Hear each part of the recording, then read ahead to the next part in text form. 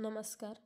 आज आपण kite runner या पुस्तकाची समरी म्हणजेच सारांश पाहणार आहोत. तर यातील पहिला भाग आपण सुरू करतोय. कथा सुरू होते 1975 मध्ये. एका हिवाळ्याच्या आठवणींनी. मुख्य पात्र आहे अमीर, जो अमेरिकेत राहतो पण आपल्या भूतकाळाच्या जखमांनी पछाडलेला असतो. त्याला त्याच्या लहानपणीचा काबूल, त्याचे मित्र आणि त्याची चूक आठवते आणि तो म्हणतो, there is a way to be good again.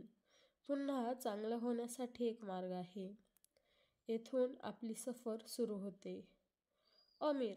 अमीर काबूलमध्ये एका श्रीमंत घरात राहतो. त्याचे बाबा समाजात मोठे नावाजलेले, बलवान आणि उदार स्वभावाचे आहेत. लोक त्यांना धाडसी, मोठं मन असलेलं माणूस म्हणतात. त्यांनी स्वतः आपला व्यापार उभा केला आहे, मोठा बंगला बांधला आहे. पण बाबांच्या मनात एक खंत आहे. त्यांचा मुलगा अमीर त्यांच्या अपेक्षेप्रमाणे नाही. बाबा ताकद, धाडस, क्रीडा आणि झुंजरवृत्ती या गोष्टींना महत्त्व देतात. पण अमीर पुस्तकप्रेमी आहे. तो सतत कथा लिहितो, वाचतो. त्याला खेळ, भांडणं, धाडसी कामं करायला आवडत नाहीत. अमीर मनात कायम एकच इच्छा बाळगतो, बाबांनी मला आपला मानाचा मुलगा समजावं. त्याचं हृदय सतत वडिलांच्या प्रेमासाठी तळमळत असतं. याच घरात आणखी एक मुलगा राहत आहे, हसन. हसन हा अमीरच्याच वयाचा आहे, पण त्याची जात वेगळी आहे. तो हजारा समाजाचा आहे. अफगाणिस्तानात हजारो लोकांना कमी लेखलं जातं. त्यांच्यावर अन्याय होतो. त्यामुळे हसन नेहमीच समाजात तुच्छतेने बघितला जातो. हसनचे वडील अली हा बाबांचा जुना नोकर आहे. आईने लहानपणीच त्याला सोडून दिलेलं होतं. त्यामुळे हसन अलीसोबत आणि अमीरसोबतच वाढला. हसन निरागस, प्रामाणिक आणि खूपच निष्ठावान आहे. अमीरला तो आपला मालक मानतो, पण त्याहूनही जास्त तो त्याला आपला खरा मित्र मानतो. हसन अक्षरही ओळखत नाही. त्याला वाचन, लेखन जमत नाही. पण अमीर कथा वाचतो तेव्हा हसन डोळे मोठे करून त्या मन लावून ऐकतो. त्याला प्रत्येक शब्द जादूसारखा वाटतो. हसन नेहमीच अमीरचं रक्षण करतो. कोणी त्याला त्रास दिला तर हसन न घाबरता त्यांच्याशी उभा राहतो. त्याचा एक खास डायलॉग आहे, तुझ्यासाठी 1000 वेळा. म्हणजेच अमीरसाठी तो काहीही करायला तयार आहे. अफगाणिस्तानची पतंगबाजी. काबूलमध्ये हिवाळा आला की सगळं शहर एका खास खेळाने रंगून जातं. ते म्हणजे पतंगबाजी. शेकडो रंगीबेरंगी पतंग आकाशात उडतात. प्रत्येक मुलाला आपला पतंग जिंकवायचा असतो. खेळ अगदी खास पद्धतीने खेळला जातो. मुलं आपल्या पतंगांच्या दोऱ्यांना काच चूर्णाने धारदार करतात. मग आकाशात पतंग एकमेकांशी भिडतात. ज्याची दोरी कापली जाते तो हरतो. शेवटी ज्याचा पतंग आकाशात उडतो तो विजेता. हा खेळ फक्त मजेसाठी नाही तर प्रतिष्ठेसाठी असतो. मोठ्या गल्ल्यांमध्ये, वाड्यांमध्ये, कुटुंबांमध्ये जो जिंकतो त्याचं कौतुक केलं जातं. अमीरला या वर्षीची स्पर्धा जिंकायचीच आहे. कारण त्याला वाटतं, जर मी जिंकलो तर बाबा मला खऱ्या अर्थाने आपला मुलगा मानतील. अमीर नेहमी बाबांच्या मानाने कमीपणा अनुभवतो. बाबा त्याच्यावर प्रेम करतात पण ते दाखवायला तयार नसतात. एकदा तर आपल्या मित्राला आपले बाबा म्हणताना अमीर ऐकतो. अमीरचा जन्म झाला तेव्हा त्याची आई गेली. मला कधी कधी वाटतं हा मुलगा माझ्या आयुष्यातील सगळ्या दुःखांचं कारण आहे. हे वाक्य अमीरला आतून फाडून टाकतं. त्याला अपराधगंड वाटतो. म्हणूनच तो जिंकून दाखवायचं ठरवतो. आणि मग तो दिवस येतो. थंड वाऱ्याचा, बर्फाचा हिवाळा. आकाशात शेकडो पतंग उडत आहेत. संपूर्ण काबूल आनंदाने गजबजून गेलं आहे. अमीरचा पतंग देखील उंच उडतोय. शेजारील गल्ल्यांची मुलं जोरदार ओरडतायत, जा अमीर, जिंकून दाखव. हसन त्याच्या बाजूलाच उभा आहे. प्रत्येक क्षणी तो अमीरला धीर देतोय. त्याच्या डोळ्यात एक विश्वास आहे, अमीर नक्कीच जिंकेल. तासनतास लढाई सुरू राहते. एक एक पतंग कापत जातो. शेवटी आकाशात फक्त 2च पतंग राहतात, त्यातला एक अमीरचा. अमीर पूर्ण ताकदीने दोरी खेचतो, झुंजतो आणि शेवटी दुसऱ्याचा पतंग कापतो. संपूर्ण गल्ली, सगळं शहर हर्षाने ओरडतं, अमीर जिंकला, अमीर विजेता झाला. त्या क्षणी अमीरच्या डोळ्यात आनंदाश्रू येतात. त्याला वाटतं, आता बाबा मला मिठीत घेतील, मला आपला खरा मुलगा म्हणतील. पण अजून एक काम बाकी आहे. अफगाण समाजात अशी प्रथा आहे, शेवटी कापलेला पतंग म्हणजे विजेत्याची खरी ट्रॉफी. तो हा पतंग पकडून आणतो, त्याचा मान अजून वाढतो. हसन अमीरकडे बघतो आणि हसत म्हणतो, मी जाऊन तुझा पतंग आणतो, तुझ्यासाठी 1000 वेळा. आणि तो धावत सुटतो त्या पतंगाच्या मागे. त्याचा चेहरा चमकत असतो, कारण त्याला माहिती आहे, हा पतंग अमीरच्या आयुष्यातील सर्वात मोठा आनंद घेऊन येणार आहे. अमीर त्याला जाताना बघतो. त्याला अजिबात अंदाज नसतो की आता त्याचं आणि हसनचं आयुष्य कायमचं बदलणार आहे. स्पर्धेत अमीर विजयी झाला. तो क्षण त्याच्या आयुष्यातील सर्वात आनंदाचा ठरला. आकाशातून शेवटी कापलेला निळसर हिरवट पतंग म्हणजे जणू त्याच्या जिंकलेल्या लढाईची ट्रॉफी. हसन आनंदाने धावत सुटला. तुझ्यासाठी 1000 वेळा, असे ओरडत तो गल्ली गल्लीत धावत पतंग पकडायला गेला. अमीर मात्र मागे उभा राहून हसनच्या मागच्या आकृतीकडे पाहत राहिला. त्याला खात्री होती, हसन पतंग घेऊन परत येईल. हसन पतंगाच्या मागे जाऊन एका अरुंद गल्लीत पोहोचतो. तिथे मात्र त्याला समोरासमोर भेटतात काही मुले. आसिफ नावाचा दहशतवादी स्वभावाचा मुलगा आणि त्याचे 2 साथीदार. आसिफ हा काबूलमधील बदनाम होता, क्रूर, निर्दयी आणि हजारो लोकांचा द्वेष करणारा. त्याला हसन आधीच त्रासला होता, कारण हसन हजारा होता आणि अमीरसोबत त्याचं नातं घट्ट होतं. आसिफ हसनला धमकावतो, तो पतंग आम्हाला दे, नाहीतर तुला परिणाम भोगावे लागतील.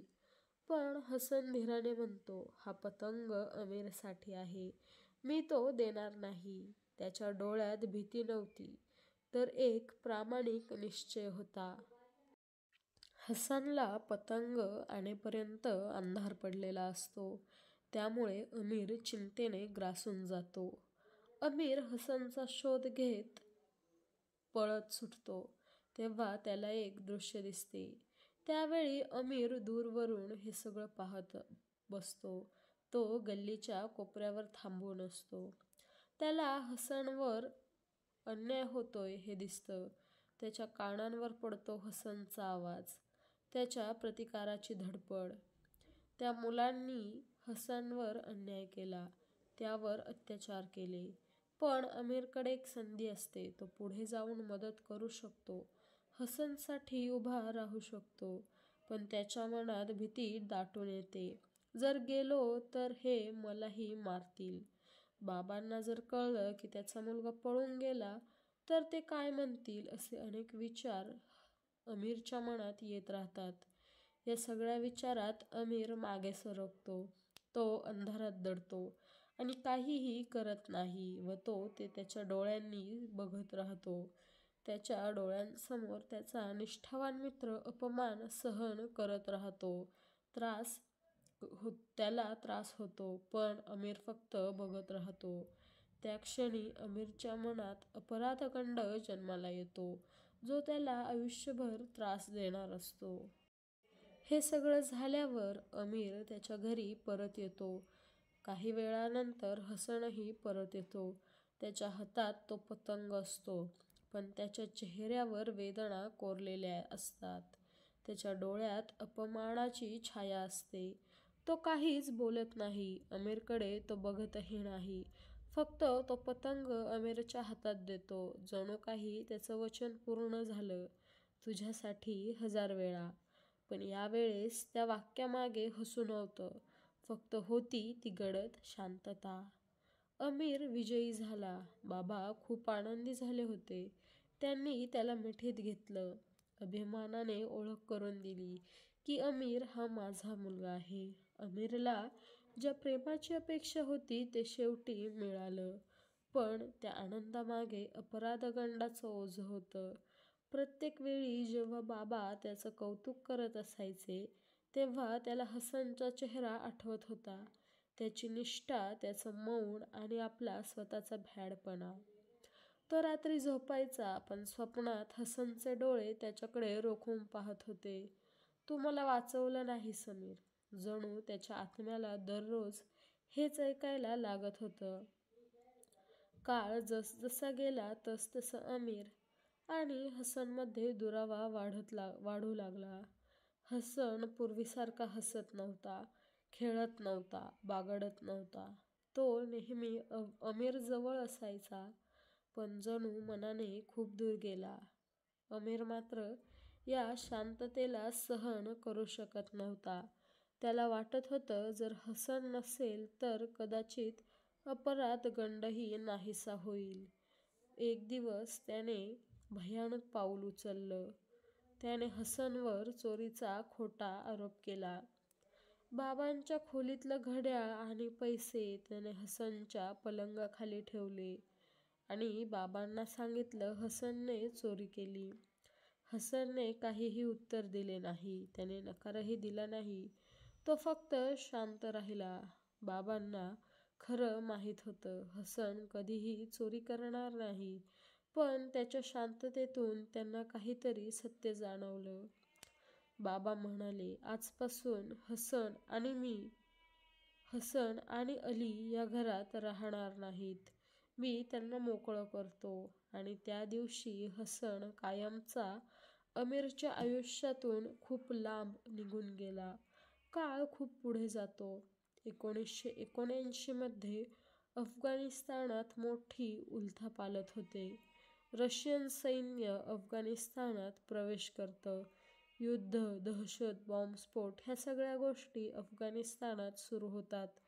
आमिर आणि बाबा यांना आपलं काबूल सोडून अमेरिकेत जावं लागतं. मागे राहतात त्यांचे मित्र, त्यांचं घर आणि हसनसोबतचं नातं, जे आता फक्त आठवण बनून राहतं. आमिर अमेरिकेत नवीन आयुष्य सुरू करतो, पण त्याच्या मनात एक भूक राहतं. कारण त्याला माहिती आहे, त्याने आयुष्यभरासाठी आपला सर्वात प्रामाणिक मित्र गमावला आहे. आपण त्याच्यासोबत खूप खोटेपणा केलेला आहे. 1979 व 80 या सुमारास अफगाणिस्तानचं राजकारण पूर्णपणे बदललेलं. रशियन सैन्याने देश काबीज केला. रस्त्यांवर टँक, तोफखाना, सैनिक, प्रत्येक ठिकाणी युद्धाची छाया. साधं जीवन जगणंही कठीण झालं होतं. बाबा आणि आमिरला आपला देश सोडावा लागला. त्यांनी आपलं आलिशान घर, संपत्ती, आठवणी सगळं मागे सोडलं. ते पळत पळत पाकिस्तानच्या सीमेवर पोहोचले आणि तिथून अमेरिकेत गेले. पण हे सगळे होत असताना आमिरच्या मनात मात्र एक वेगळीच दुःख होते. काबूल म्हणजे त्याचं बालपण, हसनसोबतचे घालवलेले प्रत्येक क्षण, त्या गल्ल्या, सगळं एका क्षणात मागे राहिलं. अमेरिकेत त्यांचं जीवन एकदम वेगळं होतं. इथे बाबा पुन्हा कोणी मोठे व्यापारी नाही किंवा श्रीमंत माणूस नव्हते. त्यांना लहान-सहान कामं करावी लागत होती. गॅस स्टेशनवर काम, विक्री, कष्ट इत्यादी. आमिर कॉलेजमध्ये शिकायला लागला. त्याला इंग्रजी साहित्याची आवड होती. कथा लिहायच्या होत्या. अमेरिकेत त्याला नवीन संधी मिळत होती. पण बाबांना आपला जुना मान-सन्मान गेला याचं दुःख होतं. जे माणूस कबूलमध्ये सिंहासारखा समजला जायचा, तो आता छोट्या दुकानात उभा राहून वस्तू विकत होता. तरीही बाबांनी हार मानली नाही. ते आपल्या मुलासाठी झगडत राहिले. काळ असाच सुरू राहिला. त्यानंतर अमीरच्या आयुष्यात एक मोठी गोष्ट घडली. या अमेरिकन आयुष्यात अमीरला भेटली सोराया. ती एक अफगाणी जनरलची मुलगी होती. अतिशय सुंदर, बुद्धिमान आणि संवेदनशील. ही सोराया अमीरला एका पार्टीदरम्यान मिळाली होती. पहिल्यांदा तिला पाहताच अमीरच्या मनात प्रेम निर्माण झालं. पण अफगाणी परंपरेप्रमाणे थेट बोलणं सोपं नव्हतं. त्याने पुस्तक, कविता देऊन, हलक्या गप्पा मारून तिच्याजवळ जाण्याचा प्रयत्न केला. तिच्याशी बोलू लागला. हळूहळू सोरायालाही अमीरची संवेदनशीलता आवडली. तिला जाणवलं की हा मुलगा फक्त शब्दात जगत नाही, तर त्याचं हृदय खूप खोल आहे. पण सोरायाचाही एक भूतकाळ होता. तिचंही एक गुपित होतं. तिने एका मुलासोबत घरातून पळून जाऊन काही दिवस घालवले होते. जरी ती नंतर परत आली तरी अफगाणी समाजाने तिला दोष दिला होता. सोरायाने हे सत्य अमीरला उघडपणे सांगायचे ठरवले. मला माहीत आहे तू मला स्वीकारशील की नाही, पण मी तुला खोटं सांगू इच्छित नाही. अमीर शांतपणे म्हणाला, तुझं भूतकाळ तुझं आहे. मला तुझ्या वर्तमानात आणि भविष्यात रस आहे. आणि अशा प्रकारे सोरैयाने तिचं गुपित अमीरला सांगितलं आणि अमीरने सोरैयाला स्वीकारलं. यानंतर त्या दोघांनीही लग्न करायचा निर्णय घेतला. सुखी वैवाहिक जीवन जगत राहिले. पण या लग्नाच्या आनंदाच्या काळातच एक दुःखद बातमी घडली. अमीरचे बाबा आजारी पडत राहिले. त्यांना फुफ्फुसांचा कर्करोग झाला. डॉक्टरांनी सांगितलं की त्यांचं आयुष्य फारसं शिल्लक नाही. पण बाबा धैर्याने सगळं स्वीकारत ते म्हणतात, मला रुग्णालयात नाही, मला घरात मरायचं आहे. अमीर बाबांना नेहमीच दवाखान्यात न्यायचा प्रयत्न करायचा. पण बाबा हट्टी होते. ते हॉस्पिटलमध्ये जाण्यास नेहमी नकार द्यायचे. अमीरसाठी हा मोठा धक्का होता. ज्यांच्या मानासाठी त्याने आयुष्यभर तळमळ केली, ते बाबा आता शेवटच्या क्षणांकडे वाटचाल करत होते. लग्नानंतर थोड्याच दिवसांनी बाबा झोपेतच गेले. अमीरच्या आयुष्यातील एक मोठी छाया नाहीशी झाली. यानंतर अनेक दिवस दुःखातच लोटले. पण अमीरने काही काळानंतर लेखनात सुरुवात करायचं ठरवलं. बाबा गेल्यानंतर अमीरने पूर्णपणे आपल्याला लेखनात झोकून दिले. त्याच्या कथा प्रसिद्ध होऊ लागतात. त्याचं पहिलं पुस्तक प्रकाशित होतं आणि थोडंफार यशही मिळतं. अमीर आणि त्याची पत्नी सोरायाचं वैवाहिक जीवन शांत आणि स्थिर असतं. पण एक गोष्ट मात्र त्यांना सतावत राहते, त्यांना अपत्य होत नाही. त्यांनी डॉक्टरांकडेही धाव घेतली, पण ते त्यात यशस्वी ठरले नाहीत. त्यांना सतत अयशस्वीपणाचीच पायरी दिसली. ही एक वेदना त्यांच्या नात्यात सतत भिनवून राहते. एके दिवशी अमीरला दूरवरून फोन येतो रहीम खानचा. रहीम खान ही व्यक्ती म्हणजे बाबांचा एक जवळचा मित्र आणि अमीरचा मार्गदर्शक. तो आता पाकिस्तानात त्याचं आयुष्य घालवत होता. त्याने फोनवर फक्त एवढंच सांगितलं, अमीर इकडे ये, पुन्हा एकदा चांगले होण्यासाठी एक मार्ग आहे. हे ऐकताच अमीरच्या मनात जुन्या आठवणींचा महापूर येतो. हसन, त्याचा अपराधगंड, ती गल्ली, तो पतंग सगळं पुन्हा डोळ्यासमोर उभं करतो. त्यानंतर अमीर एक निर्णय घेतो, पाकिस्तानला जायचा. सोरायाला सांगून अमीर पाकिस्तानला जातो. तेथे तो खूप म्हातारा आणि आजारी पडलेला रहीम खान यांना बघतो. रहीम खान त्यांना सगळं सत्य सांगायला सुरुवात करतात. हसन खरं तर फक्त नोकराचा मुलगा नव्हता, हे रहीम खान अमीरला सांगतात. तेव्हा अमीर आश्चर्यचकित होतो. हसन हा दुसरा तिसरा कोणी नसून हसन हा तुझ्या बाबांचाच मुलगा आहे आणि त्याची आई अलीच्या बायको आहे. म्हणजेच हसन हा अमीरचा सख्खा भाऊ होता. हे ऐकून अमीर हादरून जातो. त्याला आठवतं, ज्याला तो मित्र म्हणायचा, ज्याचं रक्षण करायला हवं होतं, त्याला त्याने कायमसाठी गमावलं. रहीम खान आणखी काही सत्य अमीरला सांगतात. हसन आणि त्याची पत्नी तालिबानच्या ताब्यात मारले गेले. मागे उरलाय फक्त त्यांचा लहान मुलगा सोहराब. हे सगळं ऐकून अमीर पूर्ण आश्चर्यचकिताच्या धक्क्यात जातो. आता अमीर समोर एक मोठी जबाबदारी आहे आणि आता त्याच्याकडे संधी आहे जुन्या वाईट भूतकाळाला एका चांगल्या वर्तमानात बदलवण्याची, त्या मुलाला वाचवण्याची. रहीम खान म्हणतात, तुला अजून एक संधी आहे. हा मुलगा तुझ्या अपराधगंडातून तुला मुक्त करू शकतो. रहीम खानकडून हे सत्य ऐकल्यानंतर अमीरचं आयुष्य पूर्णपणे बदललेलं आहे. त्याला समजतं की हसन त्याचा नोकर नाही तर त्याचा सख्खा भाऊ होता. हसन आता हयात नाही, पण त्याचा मुलगा सोहराब अजून जिवंत आहे. रहीम खान म्हणाले होते, तुला पुन्हा चांगला होण्यासाठी हीच एक शेवटची संधी आहे. अमीरच्या मनात जे काही अपराधगंडाचं ओझं इतक्या वर्षांनी आणखी जड झालं. त्याला वाटलं, हसनसाठी मी काहीही करू शकलो नाही. मी त्याला धोके दिले, पण किमान त्याच्या मुलासाठी तरी मी उभं राहिलं पाहिजे.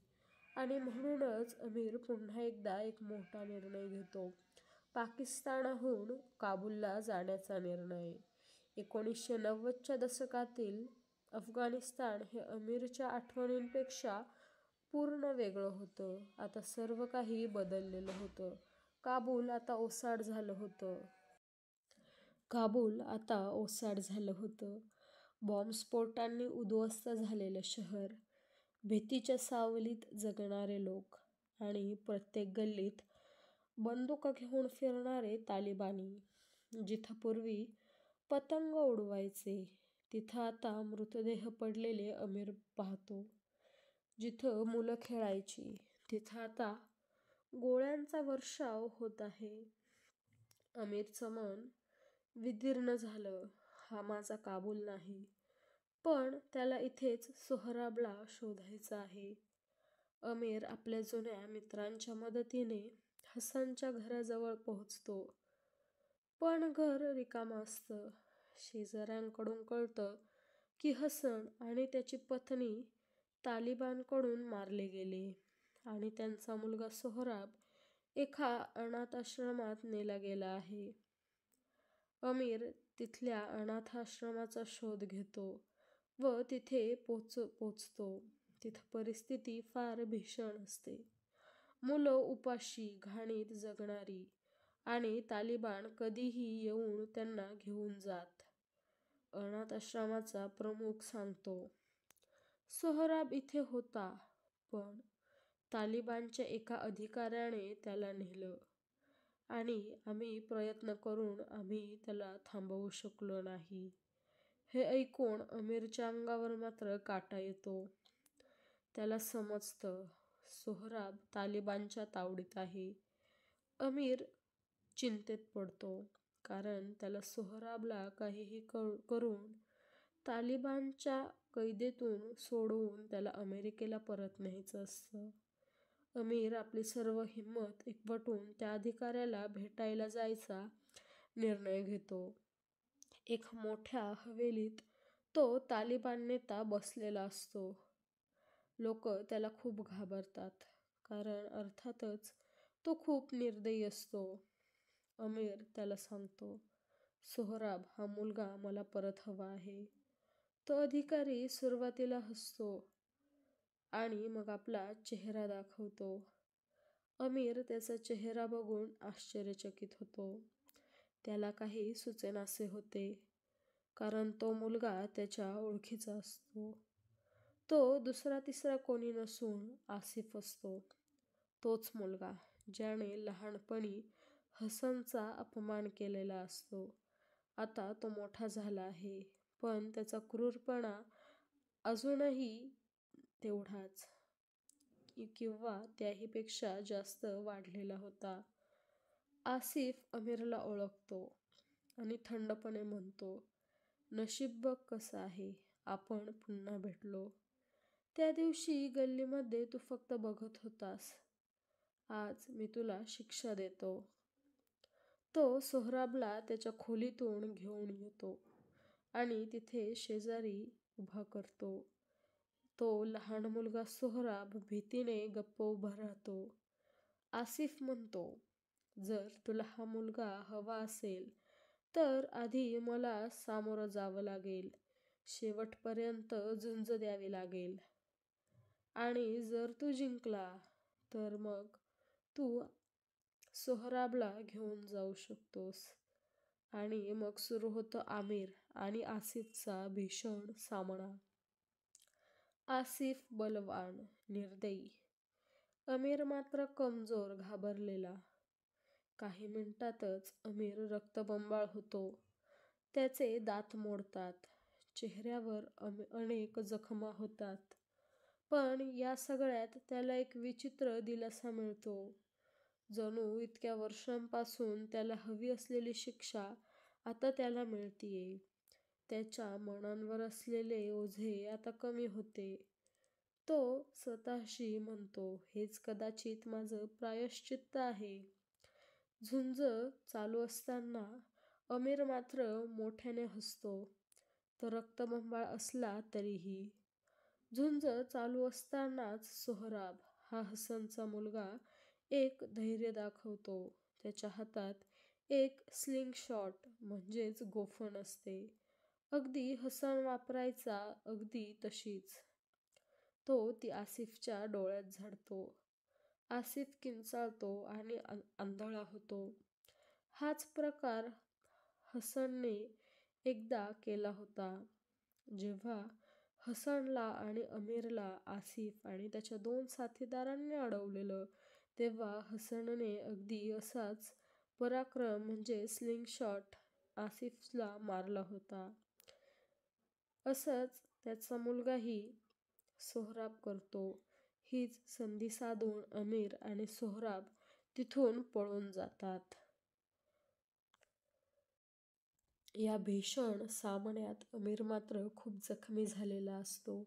त्यामुळे अमीरला रुग्णालयात दाखल केलं जातं. त्याच्या शरीरावर शेकडो टाके घातले जातात. पण आतून मात्र त्याला एका विचित्र शांततेचा अनुभव येतो. मी शेवटी उभा राहिलो, हसनसाठी नाही, पण त्याच्या मुलासाठी का असेना, पण मी त्याच्यासाठी उभा राहिलो. हे त्याचं प्रायश्चित्त होतं. यानंतर अमीर सोहराबला अमेरिकेत घेऊन येण्याचा निश्चय करतो. अनेक प्रयत्न केल्यानंतरही अमीरला सोहराबला अमेरिकेत आणणं शक्य होत नाही. काही दिवस गेल्यानंतर अनेक लोकांकडून मदत घेतल्यानंतर हे शक्य होते. अमीर सोहराबला घेऊन पाकिस्तानात परततो. तिथे तो त्याला दत्तक घेण्याचा निर्णय घेतो. पण कायदेशीर प्रक्रियेत अनेक अडचणी येतात. अधिकाऱ्यांची परवानगी त्याला मिळत नाही. सोहराब हा खूप घाबरलेला असतो. त्याने खूप वेदना, अपमान सहन केलेले असतात. त्याला वाटतं की आता मला पुन्हा कोणी सोडून जाईल. तो इतका हतबल होतो की आत्महत्या करण्याचाही प्रयत्न तो करतो. अमीरच्या हृदयाला हे सर्व भेदून जातं. तो रडतो, शपथ घेतो, मी तुला कधीच सोडणार नाही सोहराब. शेवटी अनेक प्रयत्नांनंतर अमीर सोहराबला अमेरिकेत घेऊन जातो. सोरायालाही सुरुवातीला धक्का बसतो. पण ती मनापासून सोहराबला स्वीकारते. सोहराब मात्र पहिल्यांदा गप्प असतो. त्याच्या चेहऱ्यावर हसू नसतं. तो कधीच काहीही बोलत नाही. डोळ्यात नेहमी भीती असते. त्याच्या बालपणावर पडलेली जखम इतकी खोल होती की लगेच ती बरी होणं शक्यच नसतं. सोहराब हा कधीच कोणाशी बोलत नव्हता.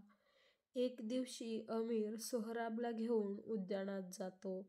त्याच्या हातात पतंग असतो. तो आकाशात सोडतो. सोहराब मात्र त्याच्या रेनकोटमध्ये खिशात हात घालून उभा राहतो व त्याच्याशी काहीही बोलत नाही. सोहराब त्याच्याकडे फक्त बघत राहतो. त्याच्या डोळ्यात हलकेसे कुतूहल चमकते. अमीर त्याला म्हणतो, "मी तुझ्यासाठी धावतो आणि पतंग घेऊन येतो." आणि तो पतंगाच्या मागे धावत सुटतो. अगदी कधीकाळी हसन धावत असे तसा. सोहराबच्या चेहऱ्यावर हलकीशी स्मितरेषा उमटते. अमीरला कळतं, उद्धाराचा प्रवास सुरू झाला आहे. जरी भूतकाळ मिटू शकत नाही तरी भविष्य उजळ करण्याची संधी नक्की आहे. सोहराबला घेऊन अमीर आणि सोरया अमेरिकेत परतले. अमेरिकेतले दिवस वेगळेच होते. सुरक्षित, सुखसोयींचे. पण सोहराबसाठी ते दिवस एकदम परके होते. त्याने आपला देश गमावला होता. आई-बाबा गमावले होते. बालपणावर छाया पसरवणारे भयानक अनुभव त्याच्या मनात कोरलेले होते. त्याच्या डोळ्यात नेहमी भीती असायची. चेहऱ्यावर उदासपणा आणि ओठांवर कधीच हसू नसायचं. सोरया सोहराबशी खूप प्रेमानं बोलायची. त्याला गोष्टी सांगायची, जवळ करायची. अमीरही त्याच्याशी संवाद साधायचा प्रयत्न करायचा. पण सोहराब त्यांच्या प्रश्नांना उत्तरं देत नव्हता. सोहराब गप्प राहायचा. तो ना खेळायचा ना हसायचा, ना कोणाशी जवळीक साधायचा. त्याच्या भोवती जणू एक भिंत उभी होती, जी कोणीच मोडू शकत नव्हतं. अमीरला वाटायचं, मी हसनला गमावलं, पण त्याच्या मुलाला गमावू नये. हा मुलगा माझ्या आयुष्याचं प्रायश्चित्त आहे. हळूहळू दिवस जात होते. सोहराब शाळेत जाऊ लागला. पण तरीही त्याच्या चेहऱ्यावर एक जडलेली भीती होती. त्याला नवं जग सुरक्षित होतं, पण त्याने पाहिलेल्या काही जुन्या अवघड आठवणी अजूनही त्याला सोडत नव्हत्या. अनेकदा तो स्वप्नांमधून घाबरून उठायचा. त्याच्या डोळ्यात पाणी यायचं आणि तो रडायलाही घाबरायचा. सोरया आणि अमीर त्याला धीर द्यायचे. पण त्याला वेळ हवा होता. सोहराबकडे बघताना अमीरला आपलं बालपण सतत आठवायचं. तो स्वतःला प्रश्न विचारायचा, जर मी त्या दिवशी गल्लीत पाऊल टाकलं असतं तर सगळं बदललं असतं का? पण आता त्याला जाणवलं, भूतकाळ बदलता येत नाही, पण वर्तमान आणि भविष्य हे दोन्हीही घडवता येऊ शकतं. सोहराबला आधार देणं, त्याच्या जीवनात हसू परत आणणं, हाच खरा उद्धार आहे. एका दिवशी अफगाणी समाजाची वार्षिक मेळाव्यात पतंगबाजीची स्पर्धा होती. अमीरला एक कल्पना सुचली. कदाचित या खेळाने सोहराबच्या मनात थोडं जुनं बंधन निर्माण होईल. तो सोहराबला घेऊन गेला. आकाशात पुन्हा रंगीबिरंगी पतंग उडत होते. सोहराब गप्प बसून ते बघत होता, पण त्याच्या डोळ्यात हलकासा चमक आला आहे. जणू त्याला आपल्या वडिलांची, हसनची आठवण झाली होती. अमीरने पतंग आकाशात सोडला. त्याने हळूच सोहराबकडे पाहिलं आणि हसून म्हणाला, तुला माहीत आहे का, तुझा बाबा पतंग उडवण्यात जगातला सगळ्यात चांगला व्यक्ती होता. सोहराब काहीही बोलला नाही, पण त्याच्या चेहऱ्यावर हलकीशी हालचाल झाली. जणू मनाच्या आत खोलवर काहीतरी घडलं. स्पर्धेत दुसऱ्या मुलाचा पतंग अमीरने कापला. आकाशात तो खाली पडू लागला. अमीरने सोहराबकडे पाहून हसत म्हटलं, मी तो पकडायला धावतो, तुझ्यासाठी 1000 वेळा. आणि तो धावत सुटला, अगदी कधी काळी हसन धावत आहे तसा. त्या क्षणी सोहराबच्या चेहऱ्यावर हलकंसं स्मित उमटलं. ते हसू फार मोठं नव्हतं, पण आमिरसाठी ते संपूर्ण जग होतं. कथा इथे संपते, पण लेखक खालिद हुसेनी यांनी आपल्याला अनेक काही मोठ्या गोष्टी सांगितल्या आहेत. भूतकाळातून पळून जाता येत नाही. अपराधगंड आयुष्यभर मागे लागतो, पण प्रायश्चित्त करायची, चूक सुधारायची संधी प्रत्येकाला मिळते. खरी मैत्री, खरी निष्ठा अमूल्य असते. हसनचं उदाहरण आपल्यासमोर आहे. क्षमा, प्रेम, उद्धार यातच जीवनाचा खरा अर्थ आहे. आमिरला शेवटी कळलं, तो भूतकाळ पुसू शकत नाही, पण भविष्य उजळ करू शकतो. आणि सोहराबच्या त्या छोट्या स्मितहास्यातून त्याला वाटलं, हो, पुन्हा एकदा चांगलं होण्यासाठी मार्ग आहे. अशा प्रकारे आपली द काईट रनर हुसेनींची ही कथा आपली संपलेली आहे. भेटूया एका नवीन पुस्तकात. जर तुम्हाला अजून कोणते पुस्तक